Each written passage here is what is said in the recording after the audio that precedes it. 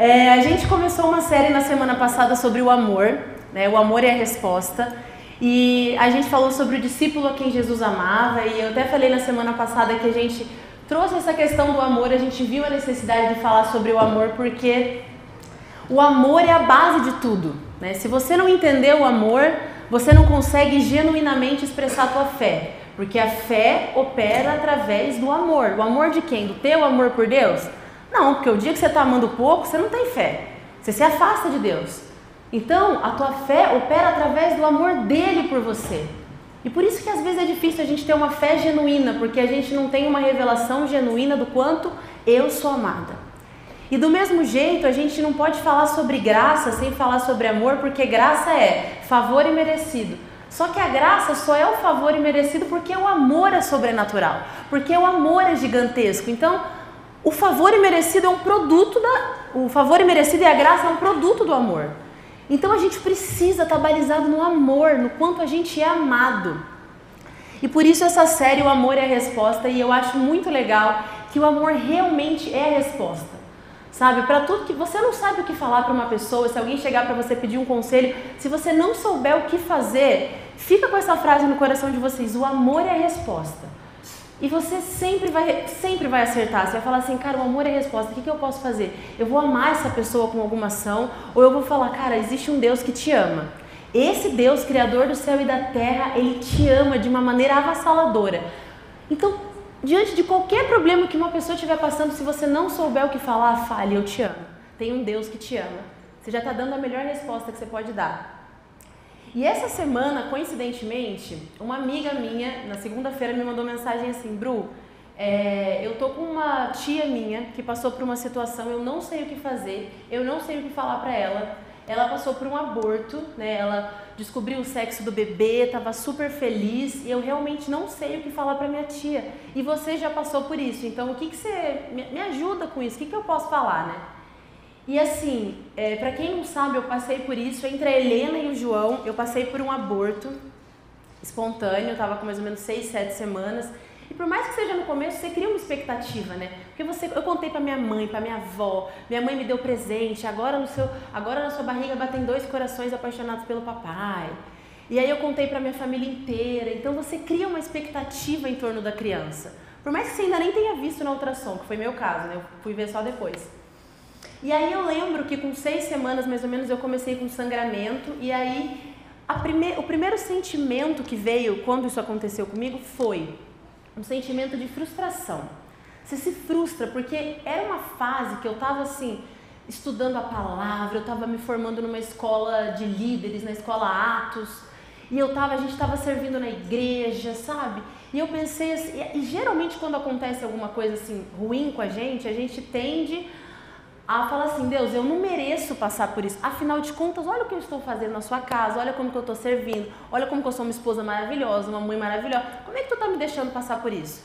E aí, geralmente, o primeiro sentimento que a gente tem é de frustração e de raiva, de tristeza com Deus. Eu não sei se vocês já passaram por isso aqui. De acontecer alguma coisa, você tá na igreja ou você tá num relacionamento com Deus, aconteceu alguma coisa ruim, o primeiro sentimento teu é se frustrar com Deus, sentir raiva de Deus e se afastar de Deus. E isso geralmente acontece por quê? Porque a nossa vida não está pautada no quanto Ele me ama, mas no quanto eu amo Ele. E nesse dia eu não estou amando Ele. Eu não estou amando. Eu tô às vezes nem gostando dele, então às vezes com raiva de Deus. E se a minha vida está baseada no tanto que eu amo Deus e no quanto eu demonstro que eu amo Deus, quando vem o dia mau e eu não amo Deus, eu não consigo crer o suficiente para passar por isso. Porque a fé opera através do amor. O amor de quem? O meu? Não, porque o meu amor é falho. Um dia está aqui, outro dia está aqui. Então o dia que está aqui eu não tenho fé para abrir minha boca e falar com Deus.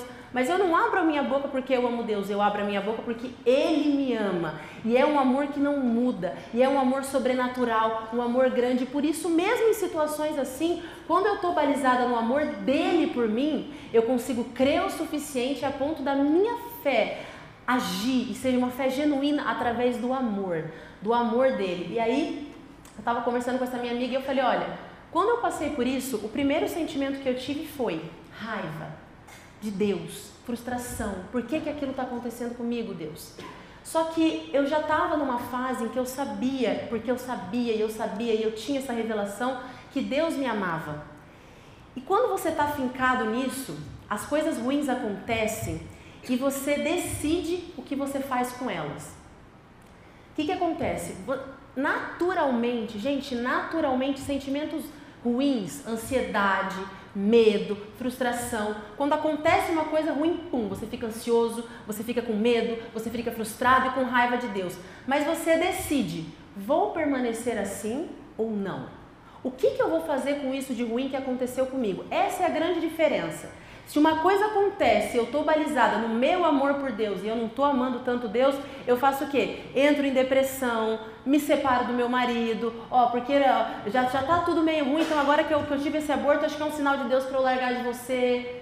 Então assim, a forma que eu decido se eu dou ouvidos para essa tristeza, para essa ansiedade, para essa depressão ou não, embora ela chegue para essas duas pessoas, Ana e Joana, as duas aconteceu a mesma coisa com as duas. O mesmo sentimento de medo, ansiedade e depressão chegou para as duas. Uma decidiu falar, Deus me ama. E porque Deus me ama, eu vou crer genuinamente e eu sei que isso aqui é uma oportunidade de Deus fazer um milagre. E a outra falou, Deus não me ama, então eu não quero mais viver, eu vou entrar em depressão, eu estou com pensamento suicida, eu não quero mais ficar em casa. Só que a mesma coisa aconteceu com pessoas diferentes. O que muda? A sua decisão e onde você está pautado. Se você está pautado no teu amor por Ele ou no amor dele por você.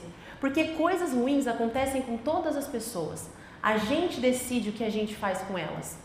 E assim, eu estava até conversando no grupo de mulheres essa semana e uma das mulheres falou, não, às vezes eu me sinto culpada de me sentir às vezes com medo, de me sentir ansiosa ou ficar triste.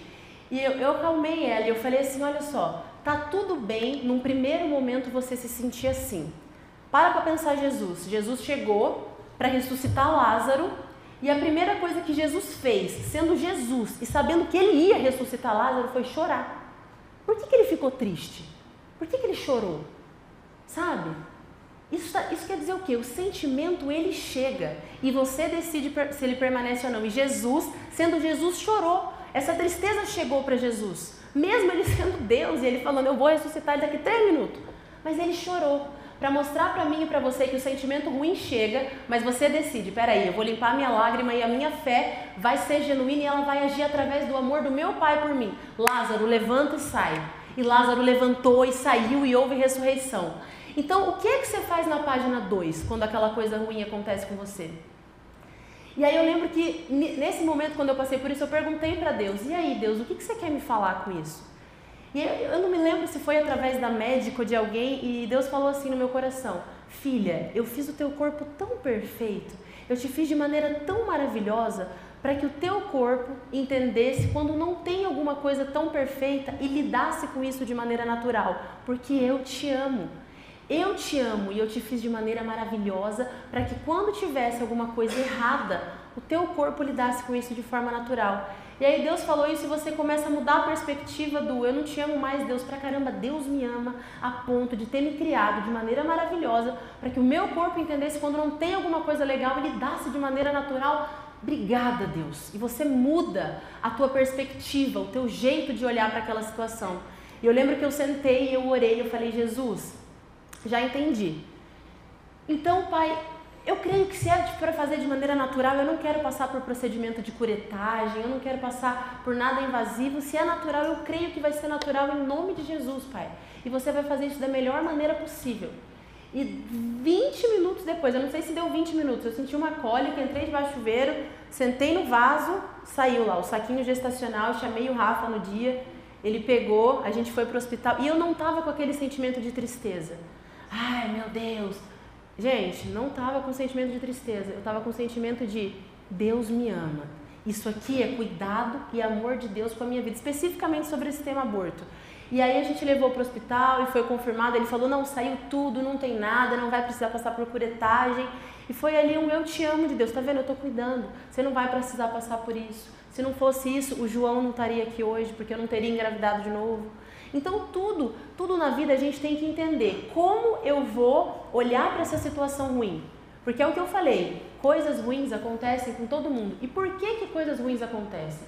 Porque às vezes a gente tende a jogar na conta de Deus, né? Aconteceu uma coisa ruim, ó, Deus tá pesando a mão, o que você fez de errado, hein? Essa doença aí é pra tu ficar na cama orando, porque tu tá bom com Deus não, rapaz. Diz uma coisa, né? Essa culpa, essa condenação, aconteceu uma coisa ruim, o que eu fiz de errado? Então a primeira coisa que eu acho importante a gente saber, qual é a fonte das coisas ruins na nossa vida? Se o amor é a resposta, as coisas ruins vêm de onde? Primeira coisa ruim, vem de Satanás, do quinto calabouço do inferno, porta 4, sobe, chega, né? E por que acontece isso? Por que Deus permite que Satanás mande situações difíceis na nossa vida? Vou explicar o motivo. Tentar ser bem breve. Quando Adão peca, a Bíblia diz que ele passa a autoridade desse mundo para Satanás. A autoridade desse mundo para Satanás. E a Bíblia fala, no mundo jaz o maligno, no mundo mora o maligno. Que mundo é esse? Esse mundo que a gente vive, o mundo de carne e osso.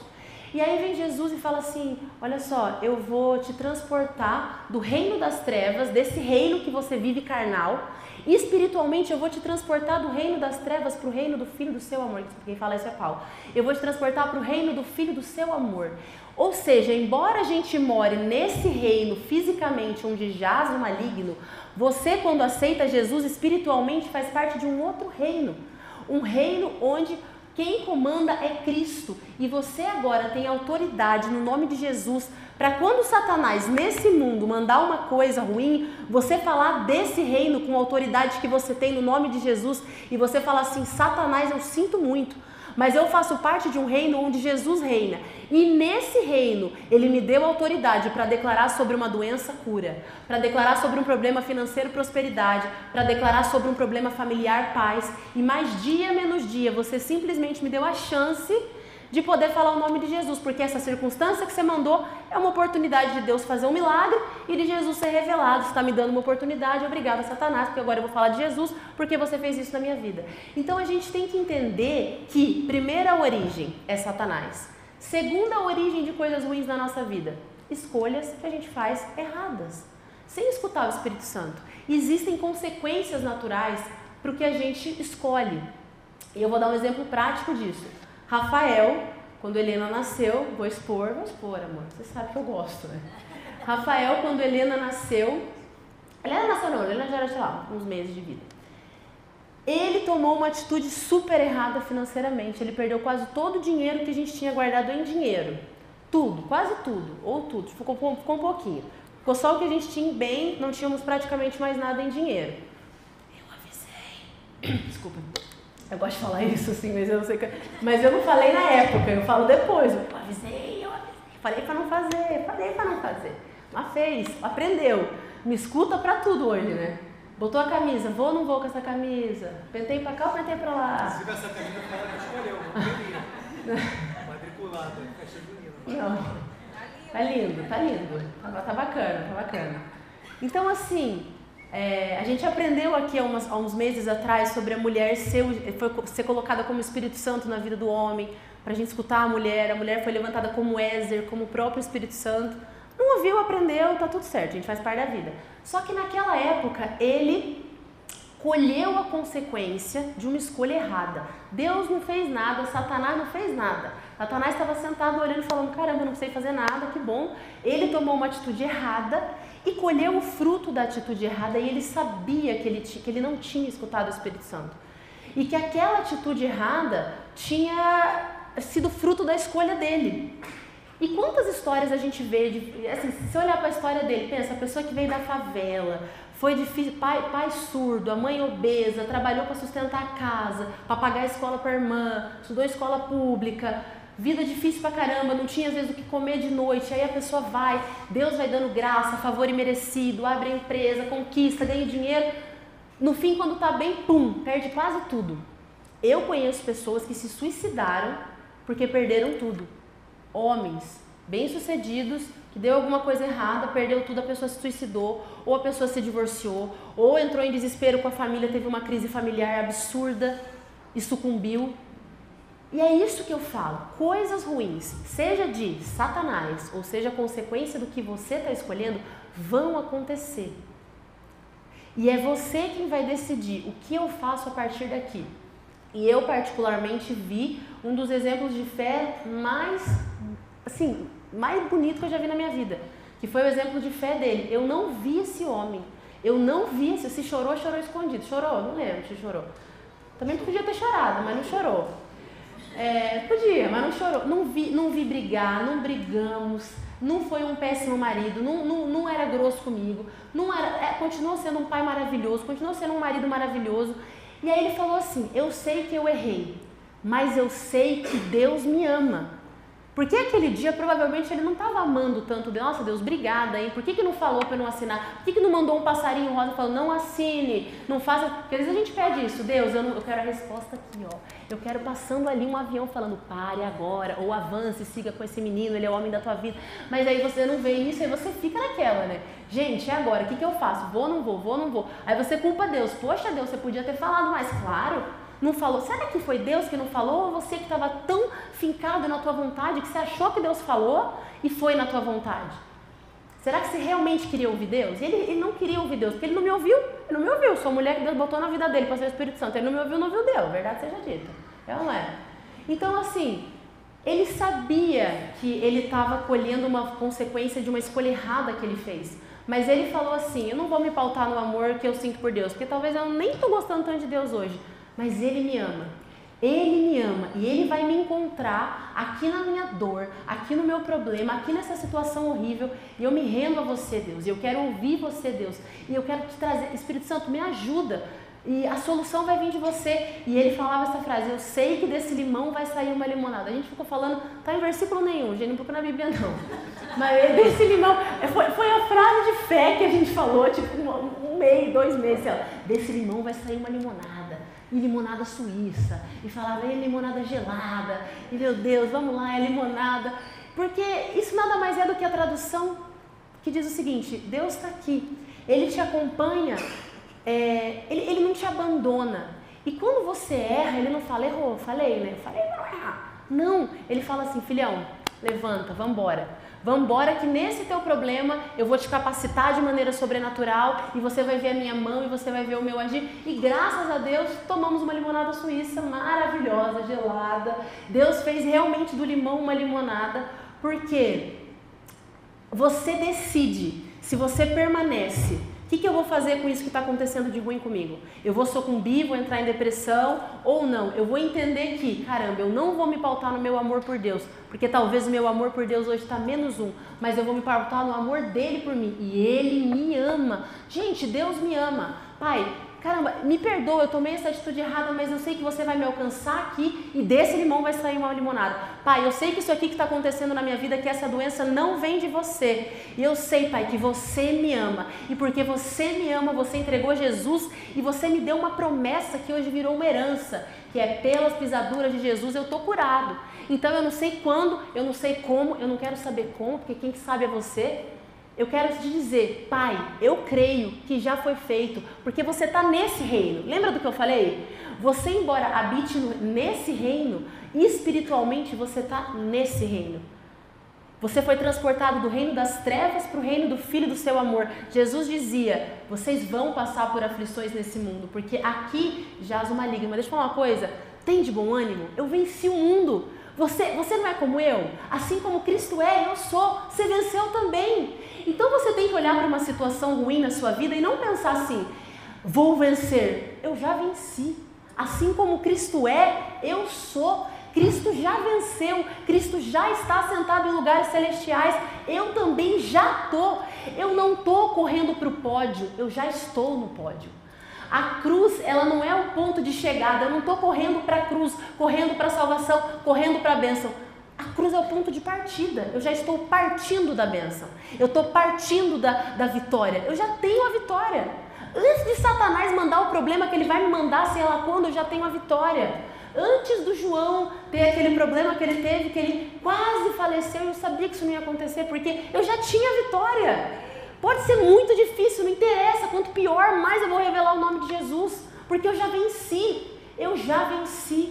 Porque Deus me ama. Você entende que o Deus me ama, Ele pauta tudo na nossa vida? Ele pauta a tua fé. Porque se você está pautada no eu amo Deus, tem dia que você não vai crer. Mas você tem que estar pautada no Ele me ama. É aquilo que eu falei na semana passada. A gente tem que sair da dimensão do Jesus me ama. Ai, Jesus te ama. Olha para o irmão que está ao teu lado e fala, Deus te ama, Deus te ama. Ai. Não, é uma coisa avassaladora. É um amor louco e sobrenatural. Deus me ama. Caramba, o Criador do céu e da terra me ama. Me ama, Ele me ama. Gente, Ele me ama. Se você chegou aqui hoje e você chegou se sentindo sem valor, eu não sei meu valor, eu não sei meu propósito, eu estou aqui nessa terra, eu não sei porquê. Você sabe qual é o teu valor? Teu valor é um Jesus na cruz, derramando o sangue todo dele por você e dizendo, eu vou porque eu amo Ele, e especificamente Ele. E a gente vai falar sobre isso hoje. Na semana passada eu trouxe aquela questão de eu sou o discípulo a quem Jesus amava, que João teve essa revelação de quanto ele era amado por Deus e como ele descansou nesse amor e como ele viveu uma vida de graça sobrenatural na vida dele. O discípulo mais novo, o discípulo que mais viveu, o único que morreu de causas naturais. E o significado do nome do João, graça, um produto do amor. E ele teve essa revelação do quão amado ele era. E ele se cita como o discípulo a quem Jesus amava. E sempre depois dessa frase vem uma revelação do que é a consequência de você se ver como aquele a quem Deus ama. E a gente falou de 3 vezes na semana passada. A gente falou da vez que ele está na Santa Ceia e ele não está nem aí, ele está deitado no colo de Jesus, cara. No meio da ceia, no meio de um jantar, o cara está deitado, porque ele falava assim, Jesus me ama. Gente, Santa Ceia, Jesus quer estar onde? Do meu lado, Jesus quer estar comigo, eu vou fazer um favor para esse homem e vou deitar no peito dele porque ele me ama. E aí você se coloca naquele lugar seguro, sabe? E a gente começou a fazer um contraponto entre o Salmo 91, debaixo das tuas asas é o meu lugar seguro, a tua verdade é o meu escudo, e João viveu essa verdade, tanto que Pedro fala para João, João, pergunta aí quem vai trair ele, porque João estava perto. E quando você entende que você é amado, você vive num lugar seguro, você faz orações mais ousadas, você pergunta, quem vai te trair, Jesus? Você tem mais ousadia. E aí a segunda vez foi quando Jesus vai ser crucificado, todos os discípulos somem. Pedro, que era aquele discípulo que fala, eu amo o contraponto entre João e Pedro. Porque Pedro eu amo Jesus, eu faço tudo por Jesus. Crucificação, cadê Pedro? Sumiu. Com medo, escondido, porque talvez Pedro não estivesse amando Jesus naquele dia. E como ele estava pautado no amor dele por Jesus, cara, eu não estou amando tanto Jesus hoje. Pô, Jesus, estou seguindo Jesus. O cara faz milagre, o cara está lá numa cruz, o Filho de Deus, eu não sei se é Filho de Deus, não será que é Filho de Deus mesmo? Porque se fosse Filho de Deus não estava lá, eu acho que ele tinha saído, não, vou sumir daqui, que vai que me pegam. Mas não era você o discípulo que estava com Jesus? Não era eu não. E ele nega Jesus, e é isso que a gente faz quando a gente está pautado no nosso amor. Isso aconteceu comigo? Deus não é Deus então, cadê aquele Deus? Não é Deus. E é isso que Satanás sopra no nosso ouvido, como ele soprou no ouvido de Jesus, vocês lembram? Deus fala, esse é o meu filho amado. E Satanás vem e fala, mas você não é o filho de Deus? Ele tira o amado. Porque não é a intenção de Satanás saber que você é amado. Porque se você sabe que você é amado, gente, ninguém te segura. Porque a fé opera através do amor. E Satanás, ele não quer lembrar que você é amado. Assim como ele não quis lembrar que Jesus era. Mas Jesus sabia, eu sou amado. Eu sou amado. E aí João, no meio da crucificação, onde todo mundo fugiu, João está lá, sem medo de ser pego, de ser crucificado de cabeça. Não estava nem aí. Aí a gente fez aquele contraponto com o Salmo 91. Eu não tenho medo da mortandade que assola ao meio-dia, que ali era a mortandade que assola ao meio-dia, porque 1000 cairão ao meu lado, 10.000 à minha direita, e eu não serei atingido, porque Jesus me ama. Jesus me ama, então eu posso estar no meio do olho do furacão e saber, peraí, Deus me ama. 1000 cairão ao meu lado, 10.000 à minha direita, eu não vou ser atingido, porque Deus me ama. E João teve essa revelação. E a gente vai falar um pouquinho de outras 2 vezes que João falou isso, que foi as 2 vezes que ficou faltando. Na verdade, eu vou falar só sobre uma, que eu acho que não vai dar tempo. Mas o que eu queria trazer hoje, antes de começar a falar essa segunda parte de João, é dar uma revelação um pouco mais profunda desse amor louco, desse amor sobrenatural. Gênesis 22. E disse, essa história é o seguinte, só para contextualizar, para não entrar do nada. Abraão não podia ter filho nenhum. Deus vai e dá uma promessa para Abraão. Você vai ter um filho da promessa, pode acreditar. Abraão velho, Sara velha, os dois não, você vai ter um filho. E aí Abraão vai, Sara, não, como que nós vamos ter um filho, vamos ter um filho? Vai lá com Agar, que era escrava, que era o quê? Peguei aqui. Agar não é escrava, esqueci a palavra. Serva, isso. Ela era serva, vai lá com Agar e vamos ter um filho, que é assim que vai vir o filho. Daí nasce Ismael. Deus fala, não, calma, não é isso, é o filho da promessa, não é Ismael. E aí 15 anos depois, Sara engravida, nasce Isaac, gente. Isaac, o filho da promessa. Sara tinha 90 anos quando Isaac nasceu. Nasce aquele bebezinho lindo, maravilhoso, filho da promessa. E aí, 15, mais ou menos, a gente não sabe quantos anos depois teve essa conversa, mas Isaac tinha entre 15 e 37 anos, mais ou menos. Aí, Deus, que promete Isaac para Abraão, olha e fala assim, toma agora o teu filho, o teu único filho, Isaac, a quem amas, e vai-te à terra de Moriá, e oferece-o ali em holocausto sobre uma das montanhas que eu te direi. Pausa. Isaac era o único filho de Abraão? Não, tinha Ismael. Será que Deus errou? Será que Deus falou isso? O que Deus falou? Pega o teu único filho a quem amas.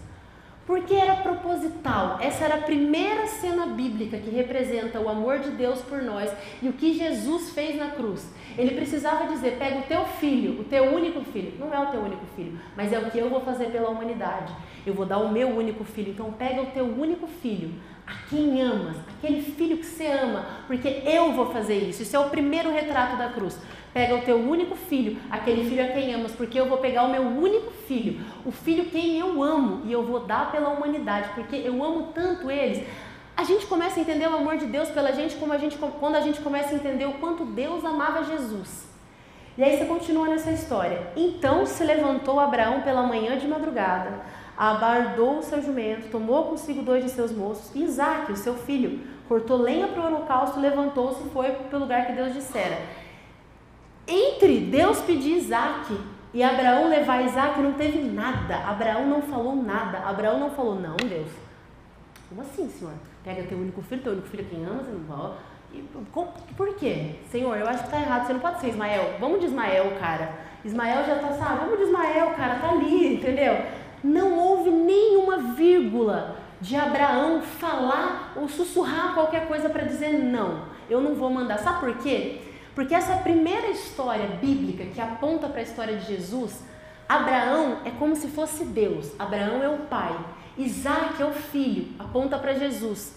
Quando você não vê nenhuma vírgula de Abraão, isso é Deus dizendo para você, cara, não houve nenhuma vírgula no meu coração de não mandar o meu único filho. Eu não pensei 2 vezes antes de mandar o meu único filho. Eu simplesmente mandei, sem hesitar, o meu filho, porque eu precisava me reconciliar com você e eu te amava tanto que eu não hesitei 1 segundo, assim como Abraão não hesitou nem 1 segundo. E aí começa ali. Ao 3º dia, levantou-se Abraão aos seus olhos e viu o lugar de longe. Ao 3º dia, eles andaram... Pode voltar um pouquinho, amiga. Eles andaram 3 dias. 3, o número da ressurreição. Eles já chegaram no Monte Moriá no dia da ressurreição. Eles já chegaram no dia da vida. Jesus ressuscitou 3 dias depois. E aí ele falou a Abraão aos seus moços, vocês ficam aqui com o jumento, e eu e o moço iremos ali, e havendo adorado, tornaremos a vós. Ele fala no plural. A gente vai subir, mas nós tornaremos a vós. Porque se Isaac é o filho da promessa, eu vou matar Isaac e Deus vai ressuscitar. Ele cria a ponto de falar, eu vou subir com Isaac e vou voltar com Isaac. Como? Não sei. Eu não sei. Mas se ele é o filho da promessa, eu creio. E aí vamos lá, ele diz o seguinte, tomou Abraão a lenha e pôs sobre Isaac. Isaac, ele subiu com a lenha nas costas. Lenha é madeira. A cruz era do quê?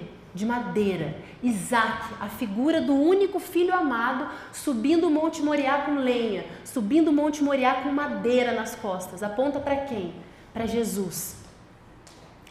E Isaac tomou fogo e o cutelo na sua mão, e foram ambos juntos. Isaac tinha nas mãos fogo e cutelo, material de morte, material de juízo para exercer sobre Isaac, que era o filho inocente, que foi exatamente o que Deus fez na cruz. Deus exerceu sobre Jesus toda a ira, todo o fogo, tudo aquilo que era para mim e para você, toda a consequência do pecado ele exerceu sobre Jesus. Ele tinha isso nas mãos. Por isso que a ira de Deus dura um momento, mas a sua misericórdia dura para sempre. Qual foi o momento da ira de Deus? A cruz. Acabou. A ira de Deus sobre a nossa vida não existe mais. A ira de Deus dura um momento, mas a sua misericórdia se renova para sempre.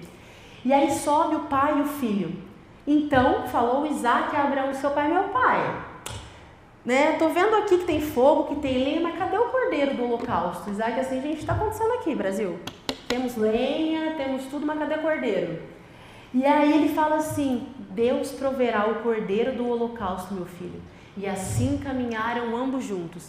E sabe quando Deus proveu o cordeiro do holocausto? Se puder mudar, Léo, por favor. João 1,9.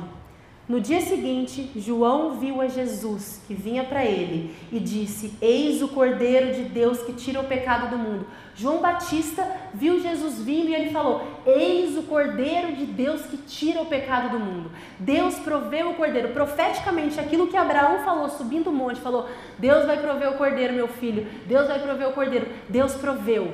João Batista falando: eis ali o cordeiro de Deus que tira o pecado, que tira a natureza pecaminosa do mundo, que salva o ser humano de novo, que torna o ser humano, que o ser humano sai de criatura e passa a ser filho, e pode agora chamar Deus de pai. Está ali o cordeiro que Deus proveu, está ali profeticamente o cordeiro que foi falado por Abraão. E aí continua a história. E estendeu Abraão a sua mão e tomou o cutelo para imolar o seu filho. Ele ia matar Isaac. Mas o anjo do Senhor lhe bradou desde os céus e disse: Abraão, Abraão, eis-me. E ele disse: eis-me aqui. Então disse: não estendas a mão sobre o moço, não deposita a tua ira sobre o moço, e não lhe faças nada, porquanto agora eu sei que você teme a Deus, e não me negaste o teu filho, o teu único filho. E olha que maravilhoso, ele fala assim: Abraão, você não vai precisar exercer isso, você não vai precisar matar, porque quem vai fazer isso sou eu. Eu só quero mostrar para a humanidade, quando eles lerem a tua história, que eu amo eles a ponto de não negar o meu filho, o meu único filho, o filho a quem eu amo, o meu filho amado. Porque quando Deus fala assim para Abraão: agora eu sei que você me teme, essa palavra temor na velha aliança, ela significa muitas vezes amor. Agora eu sei que você me ama, porque você não me negou aquilo que você tem de mais precioso, você não me negou o teu filho. E com essa história, Abraão, eu vou revelar o meu amor para a humanidade, porque você aponta para mim. E lá na frente, pode passar, Léo, e lá na frente, Jesus tem essa conversa com Nicodemos. Ele diz o seguinte: porque Deus amou o mundo de tal maneira que ele deu o seu Filho unigênito, para que todo aquele que nele crê não pereça, mas tenha vida eterna. Lembra da história de Abraão? Eu falei: você me ama e por isso você não me negou o que você mais ama. Então, eu amo vocês tanto que eu não vou negar o meu único filho, o filho que eu amo. Eu vou mandar o meu filho vai cumprir toda a lei, para que todo aquele que creia no meu filho agora vive eternamente, porque eu te amo tanto, mas eu te amo tanto que eu não vou conseguir passar a eternidade sem você. E ele não pestanejou, ele não teve um segundo de dúvida. Sabe por que ele não duvidou? E ele quis entregar Jesus? Porque a Bíblia diz que o Cordeiro de Deus estava imolado antes da fundação do mundo. Jesus decidiu morrer antes de Deus criar o ser humano. Deus podia ter falado assim: gente, nós vamos ter que mandar Jesus. Criamos ou não criamos esse povo? Ah, não vamos criar não, vai dar ruim, eu vou ter que mandar. E Jesus, ele fala assim: eu não tô nem aí, nós vamos criar. E eu sei que eu já tô imolado antes de você sequer pensar em criar eles, mas cria, porque eu vou, porque eu amo de maneira sobrenatural. Pode criar porque eu vou. E essa história, ela retrata esse amor. E aí aquilo que eu falei no começo: será que Deus me ama, especificamente a Bruna, porque ali Jesus fala: Deus amou o mundo de tal maneira. É todo mundo, é uma coisa meio que geral. Será que tem alguma coisa específica para mim? Será que ele olha para mim? Será que esse amor é tipo para mim? Será que ele pensou em mim na cruz? Como é que foi isso? E aí vem Jesus e conta 3 parábolas. A primeira parábola da ovelha perdida. Uma ovelha se perde, o pastor deixa 99 e vai atrás de uma. É normal e natural um pastor abandonar 99 e ir atrás de uma? Não, ele vai falar: gente, perdeu uma, vou ficar com as 99, porque eu vou atrás de uma, vou perder 99, aí chego aqui, tem 50, tem 40. Não é natural. Mas o que Jesus estava tentando dizer? O pastor é o meu pai. Ele se importa com a única ovelhinha, a Juliana, que foi indo para lá, e ele fala: ei, eu te amo, eu vou atrás de você. Aí a segunda parábola, a da moeda perdida. Uma moeda perdida dentro de casa, a mulher fica o dia inteiro procurando uma moeda perdida, não vai trabalhar para procurar a moeda perdida, deixa de ganhar o dinheiro do trabalho que era R$200 para procurar um, aí acha R$1. Aí ela achou R$1, sabe o que ela faz? Ela dá uma festa porque ela achou R$1. Ela gasta R$2.000 numa festa porque achou R$1. Tem sentido nisso? Não, nenhum, não é humanamente natural. Para falar que a moedinha sem valor, que muitas vezes é você, que está escondido, vale.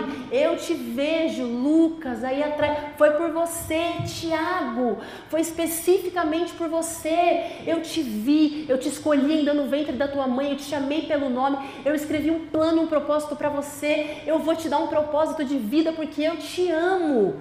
É específico para você. Você tem que pegar essa palavra. Deus me amou de tal maneira que Ele deu o seu Filho único, porque Ele me ama de maneira sobrenatural. E aí a gente continua em Gênesis e diz o seguinte: então levantou Abraão os seus olhos e olhou, e eis um carneiro de trás dele, travado pelos chifres, no mato. E foi Abraão e tomou o carneiro e ofereceu em holocausto, em lugar do seu filho. E chamou Abraão o nome daquele lugar: o Senhor proverá. E o Senhor proveu. Donde se diz até hoje, o nome desse monte é o monte do Senhor se proverá. No monte o Senhor proverá. Sabe o que tinha atrás do Monte Moriá, quando diz que Abraão olhou para trás e viu um carneiro? Atrás do Monte Moriá tinha o Calvário, uma proximidade de 700 metros. Quando Abraão se vira, ele vê o Calvário e ele vê um carneiro, que é um bicho um pouco mais maduro, que escolheu estar ali. Não é uma ovelhinha. Ele viu o Calvário e ele viu um carneiro. E ele viu a cruz naquele dia. E ele deu o nome: o Senhor proverá. E o Senhor proveu. E olha o que diz João 8, 56 a 58. Abraão, vosso pai, Jesus falando para os judeus. Abraão, vosso pai, exultou. Ele ficou feliz por ver o meu dia. E ele viu o meu dia, ele se alegrou. E disseram-lhe, pois, os judeus: Jesus, você não tem 50 anos, como é que você viu Abraão, meu filho Abraão? Como que você viu Abraão? Não tem como você ver Abraão. E disse-lhes Jesus: em verdade vos digo que antes que Abraão existisse, eu sou.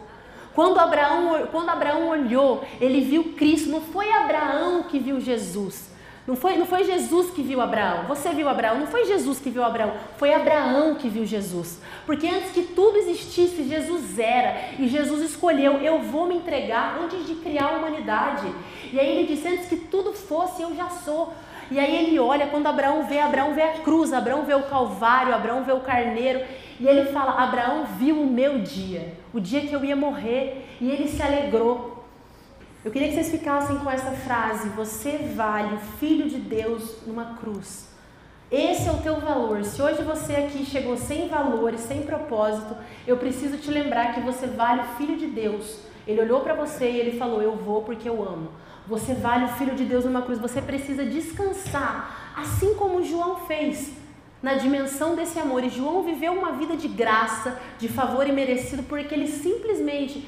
Cara, Jesus me ama, Deus me ama, eu tô aqui na crucificação, mas Deus me ama, eu sei que, cara, a flecha não vai me alcançar, o problema, eu não vou sucumbir ao problema, porque Deus me ama, porque Jesus me ama.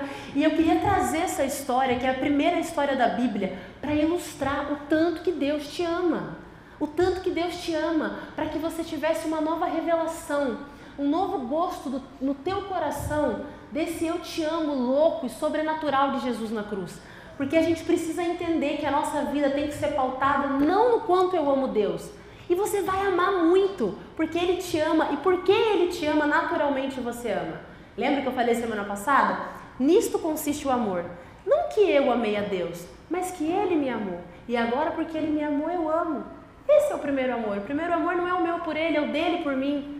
Então, naturalmente, você vai amar. Só que você precisa primeiro ter uma medida nova, uma revelação boa, uma medida, sabe, que te balança, que te chacoalha, que quando acontecer uma coisa ruim, seja vinda do inferno ou de uma consequência ruim que você tomou, uma escolha ruim, você fala: Deus me ama, o amor de Deus vai me alcançar aqui e eu sei que, cara, isso aqui é uma circunstância de Deus fazer um milagre. Não sei como, não quero saber, mas sei que vai acontecer, porque Ele me ama. Ele deu o que Ele mais amava por me amar, talvez igual Ele ama Jesus.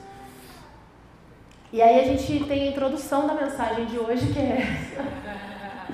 Porque a gente falou na semana passada sobre as vezes, por isso que eu falei, eu vou falar só sobre uma das vezes, né, sobre o discípulo a quem Jesus amava, que eu já falei na semana passada 3 vezes. E vou falar rapidinho aqui, ó. Vou falar 2 vezes, gente, bem rápido. Aquela que eu falei na semana passada, quando Jesus manda eles fazerem uma coisa, eles fazem outra. Gente, fica em Jerusalém. Foram tudo pescar. Aí chega Jesus, em vez de Jesus falar, bonito, hein? Ó Jesus lá na beira do mar. Bacana, desobedecer, não mandei ficar lá. O que estão fazendo aqui no mar? Em vez de Jesus fazer isso, Jesus faz o contrário. Jesus prepara uma comida para eles e pergunta, vocês têm comida? Vocês não têm comida. Vocês precisam se alimentar do amor para vocês ficarem fortes, sabe? Então, vem aqui. E aí lembra que João fala, é Jesus. Sabe o que Pedro faz?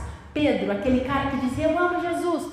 A Bíblia diz que Pedro está nu e ele bota uma roupa, bota a roupa dele e se joga no mar para encontrar Jesus. Todas as vezes que você se pauta, não no tanto que ele te ama, mas no tanto que você ama ele, você cobre os seus problemas, as suas imperfeições, para se chegar perto de Jesus. Afinal de contas, não sei se ele me ama tanto. Como é que eu vou chegar perto de Jesus com isso que eu tenho de podre? Como é que eu vou chegar perto de Jesus tendo negado ele 3 vezes? Então você se cobre. Só que Jesus, ele não pode tratar um personagem, ele não pode transformar um personagem, não pode. Ele só pode transformar alguém de carne e osso. Sabe, quando você... Cara, eu vou nu para Jesus com os meus problemas, com as minhas falhas, com as minhas imperfeições, porque ele me ama. E porque ele me ama, ele vai me transformar de uma maneira sobrenatural. E é interessante a gente fazer esse contraponto entre Pedro e João, e dá para fazer isso todas as vezes que ele fala isso, mas eu vou me limitar hoje a falar sobre essa vez aqui. Maria Madalena vai até o sepulcro, vê que a pedra está removida, não encontra Jesus, sai correndo gritando, gente, roubaram Jesus, pelo amor de Deus, o que aconteceu com o corpo de Jesus? Encontra Simão e Pedro e fala, gente, Jesus, cadê? Encontra Simão e Pedro e o discípulo a quem Jesus amava. E a gente lê ali em João, pode passar, Leozinho. Correu, pois, e foi a Simão Pedro e ao outro discípulo a quem Jesus amava e disse-lhes, levaram o Senhor do sepulcro e a gente não sabe onde colocaram ele. Então Pedro saiu com o outro discípulo e foram ao sepulcro. E os 2 corriam juntos, mas o outro discípulo, a quem Jesus amava, correu mais apressadamente do que Pedro e chegou primeiro no sepulcro. E aí é muito interessante a gente ver que ele chegou primeiro no sepulcro. E justamente essa revelação vem depois de o discípulo a quem Jesus amava. A gente tem que entender que quando você está balizado no amor dele por você, aquilo que você faz de maneira natural ou de maneira ordinária, Deus te capacita com o amor dele para você fazer de maneira extraordinária.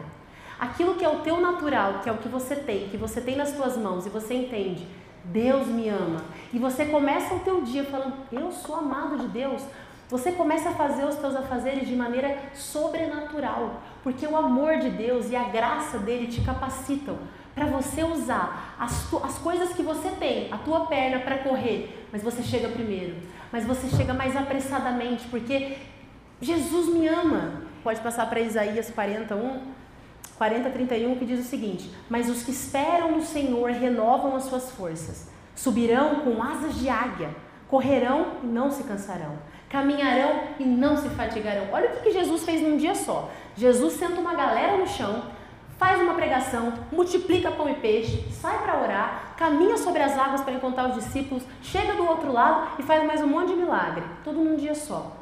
Mas Jesus era Deus? Não, Jesus era Deus, mas ele era um homem também, 100% homem e 100% Deus. Um homem ungido pelo Espírito Santo. Sabe o que eu e você somos? Homens e mulheres ungidos pelo Espírito Santo. Por que Jesus fala, vocês vão fazer coisas maiores do que eu fiz? Porque tudo que ele fez como homem ungido pelo Espírito Santo. E olha como Jesus se movia na graça, naquilo que é natural. Eu tenho 1000 coisas para fazer, Deus me capacita, porque você me ama. Eu quero fazer o meu natural de maneira sobrenatural. Eu quero fazer o meu ordinário de maneira extraordinária, porque é a tua graça e o teu amor que vão me capacitar. Olha que legal, Êxodo 19. Lembra que a lei foi dada em Êxodo 20? Ou seja, até Êxodo 19, essa galera vivia na mais pura graça, no mais puro favor imerecido. Moisés libertando o povo do Egito. Maná caindo do céu, o povo reclama. Cordizes porque não queriam mais comer maná. Bate na pedra, sai água da pedra. Sapato não desgasta, a perna não incha. Esse povo vivia na graça, os caras estavam reclamando, mas mesmo assim a graça e o favor de Deus alcançavam eles. E antes da lei ser dada, olha o que diz. Vós tendes visto o que eu fiz com os egípcios? Como eu vos levei sobre asas de águia e eu vos trouxe para mim. E lembra que a gente falou na semana passada que João descansava debaixo das asas de Jesus? E essa é mais uma consequência de você entender que você é amado por Jesus e o favor e a graça de Deus te levarem de maneira sobrenatural, porque eles andavam e o calçado não se desgastava e a perna não inchava. E talvez se você tenha andado muito cansado no teu dia a dia, você precisa receber uma nova medida. Eu sou amado por Jesus e agora eu vou me mover pela graça. Eu vou me mover pela graça. Para finalizar, 2 Coríntios 12:9. E disse-me, a minha graça te basta, porque o meu poder se aperfeiçoa na fraqueza. De boa vontade, pois, me gloriei nas minhas fraquezas, para que em mim habite o poder de Cristo. Sabe aquilo que você não... Cara, é o meu problema, é minha fraqueza, é difícil fazer. Deus, você me ama, a tua graça me capacita, porque o teu poder agora, a tua graça, que é o que me basta. Eu não preciso me mostrar nas minhas capacidades, no meu esforço, no quanto eu amo Deus. Olha para mim, a tua graça me basta. E a tua graça e o teu amor, eles vão me capacitar de maneira sobrenatural para eu fazer o meu natural de maneira sobrenatural. Eu creio, e a gente tem que entender isso, gente, e a grandiosidade disso. E como é libertador você viver nesse amor. E você está diante dessa circunstância difícil e você falar, Deus me ama. Sabe, 1000 cairão ao meu lado, 10 eu não serei atingido. Eu estou debaixo das asas de Jesus e por isso eu estou seguro e eu vou viver graça no meu dia a dia. E mais uma consequência de eu entender que eu sou amado é eu saber que eu me movo, mas Jesus está se movendo comigo e por isso o meu natural eu vou fazer de maneira sobrenatural. O meu ordinário eu vou fazer de maneira extraordinária. A gente vai falar mais um pouco na semana que vem, o Rafa vai trazer uma palavra sobre o amor de Deus. E depois eu vou falar um pouquinho sobre como isso reflete na nossa vida. Como agora eu entendendo quão amado eu sou, eu amo. Qual que é a consequência disso? E eu queria finalizar dizendo o seguinte, foque no amor dele por você. E experimente ser capacitado pela graça no seu dia a dia para viver o ordinário de maneira extraordinária. Eu queria muito, eu quero declarar sobre a vida de vocês, que vocês recebam uma nova medida sobrenatural do amor de Deus pela vida de vocês. Uma revelação nova desse amor chocante, desse amor avassalador, que quando você escuta falar, é aquilo que eu falei ontem no negócio de voluntários, eu falei, sabe aquela música que você escuta e que você, quando você escuta, você fala assim, eu lembro, meu Deus, essa música minha mãe cantava para mim quando eu nasci, que música gostosa, meu Deus, é isso que é a palavra do amor de Deus. Quando você escuta, é como se porque a gente nasce com isso, a gente nasce com o DNA de Deus. E quando a gente escuta esse amor avassalador, essa música, você reconhece, porque você foi criado para ser amado. O Cordeiro de Deus estava imolado antes de você pensar em nascer, antes de Adão pensar em existir. Você já foi criado para ser amado. Então quando você escuta isso, é como se fosse aquela velha música, sabe? Aquele eu te amo de Deus, e aquilo bate no teu coração e você fala, Deus me ama. E é como se você estivesse nesse braço e você falasse, eu nunca mais quero sair das asas de Jesus. Eu não quero nunca mais sair das asas de Jesus, porque Ele me ama. E você está pautado nisso, Ele me ama. Eu queria que vocês fechassem os olhos agora e que vocês ficassem à vontade, porque vocês estão na casa do Pai de vocês. Eu quero declarar sobre a vida de vocês uma medida nova de revelação no coração do quão amado vocês são. Para que quando o dia mal chegar, vocês sejam fortalecidos por essa palavra, desse eu te amo, que foi bradado em alto e bom som na cruz do Calvário. Eu te amo.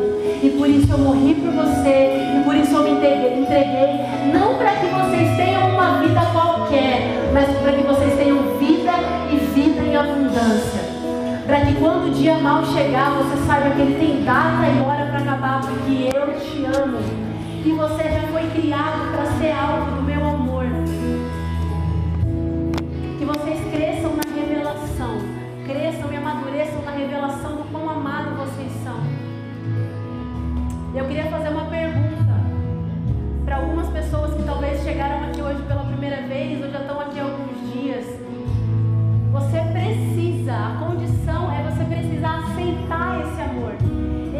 te ama, mas para você viver na dimensão do reino de Deus, na dimensão do reino do Filho do seu amado, você precisa crer que Ele foi o Filho, que foi falado lá em Gênesis, naquela história do começo, que Jesus era o Cordeiro, que quando Abraão se virou e viu o Calvário e viu o Cordeiro, que aquele era o Cordeiro de Deus que tirava o pecado do mundo, o nome dele é Jesus Cristo.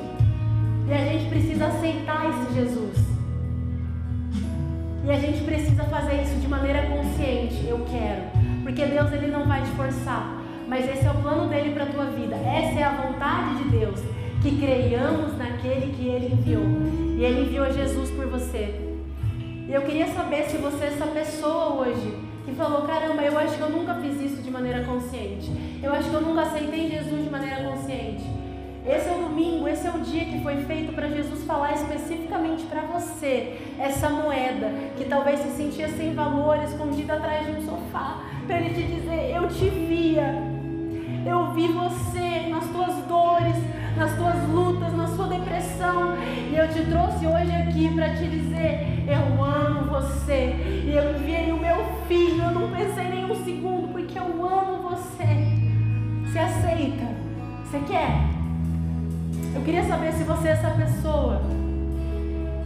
Eu queria que você pudesse colocar a mão no seu coração e ninguém está te vendo. Ninguém está te vendo.